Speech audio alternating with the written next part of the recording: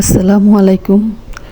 এই টিউটোরিয়ালটা যদি মনোযোগ দিয়ে দেখেন তাহলে ছোট ছোট অনেক টিপস এবং ট্রিক্স শিখতে পারবেন। এটা ছিল একটা ক্লাস পার্টি কেকটা আমি 24 সালে করেছিলাম, আমি 25 সালে আসছি এটার এডিট করতে।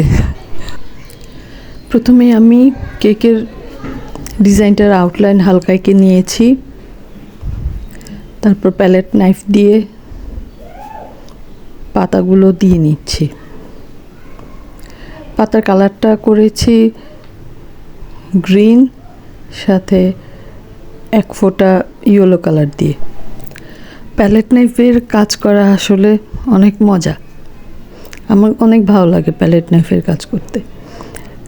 আর এই কেকটা মূলত সেমি প্যালেট নাইফের কাজ ছিল। ফুলগুলো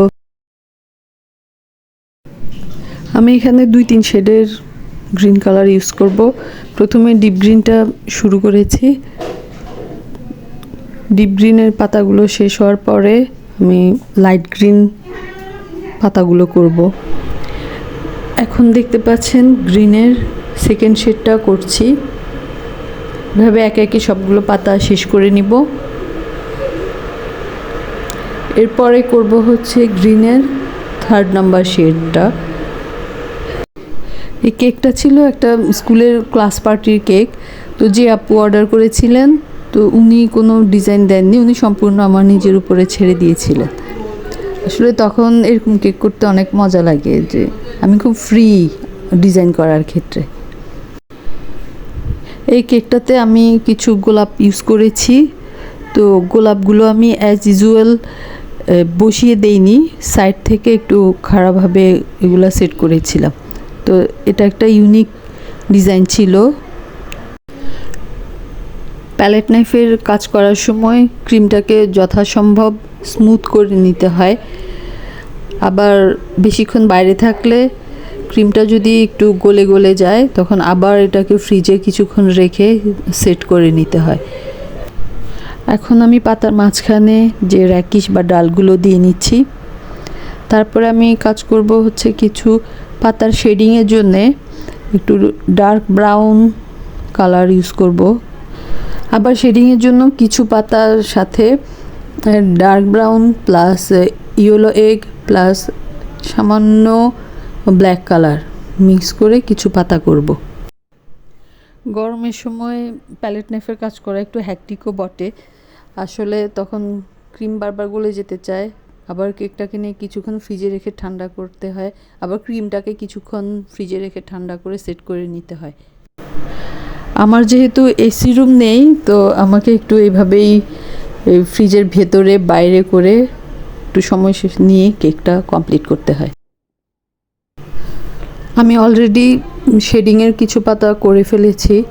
তো এখন আবার ব্যালেন্স করার চেষ্টা করছি, যাতে ডিপ গ্রিন এবং লাইট গ্রিন এবং শেডিংয়ের যেই পাতাগুলো, এগুলোর কালার যেন একটা ব্যালেন্স থাকে। ফোনের ক্যামেরাতে আসলে কালার পুরোপুরি বোঝা যায় না। পাতাগুলো প্রায় কমপ্লিট হয়ে এসেছে। আমি জানি না আপনাদের কেমন লাগছে, কিন্তু এই কেকটা ট্রাস্ট মি, সামনাসামনি দেখতে অনেক সুন্দর ছিল। এরপর তৈরি করব গোলাপগুলো আমি সাইড থেকে সেট করার জন্য একটা কাঠের ডগায় ছোট্ট করে গোলাপগুলো বানিয়ে নিয়েছি। আপনারা দেখতে পাচ্ছেন, ভালো করে খেয়াল করলে এবং এই প্রসেসটা ফলো করলে আপনি এর চেয়ে সুন্দর করে গোলাপ তৈরি করতে পারবেন। গোলাপটা তৈরির পরে সাইড থেকে বৃতিও দিয়ে নিলাম। বৃতি দিলে যেহেতু এটা সাইড লুকিং থাকবে, সেই জন্য গোলাপটাকে অনেক রিয়েলিস্টিক মনে হয়। প্রথমে আমি শাসলিক কাঠিতে গোলাপগুলো বানাচ্ছিলাম, পরে দেখি কাঠিটা বেশি চিকন ছিল। তারপর আমি একটা তুলির মাথায় গোলাপগুলো তৈরি করলাম। তখন দেখলাম যে না, গোলাপগুলো আটকে থাকছে। তখন আমার সেট করতে অনেক সুবিধা হচ্ছিল। সাইডের ফুলগুলো সেট করার সময় একটু সাবধান থাকতে হবে। আর এভাবে ধরে আরেকটা কোনো কিছু দিয়ে চেপে ক্রিমটাকে ভেতরে ইনসার্ট করে দিতে হবে, তাহলে ফুলগুলো ক্রিমের সাথে আটকে থাকবে। তারপরে আমি কিছু ফন্ডেন্টের ছোট ছোট ফুল বানিয়ে রেখেছিলাম। আসলে এগুলো আমার কাছে আগে বানানো ছিল, তো আমি সেজন্য এগুলো কালারের সাথে একটু ম্যাচিং হচ্ছে, তো আমি সেজন্য এগুলো এখানে বসিয়ে দিয়েছিলাম।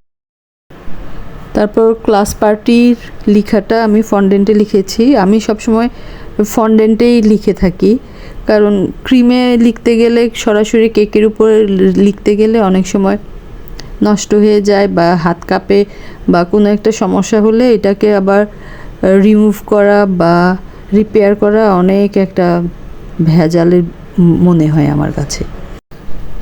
এই তো কমপ্লিট হয়ে গেল, ফাইনাল লুক দেখতে পাচ্ছেন, তো কেমন হলো জানাবেন।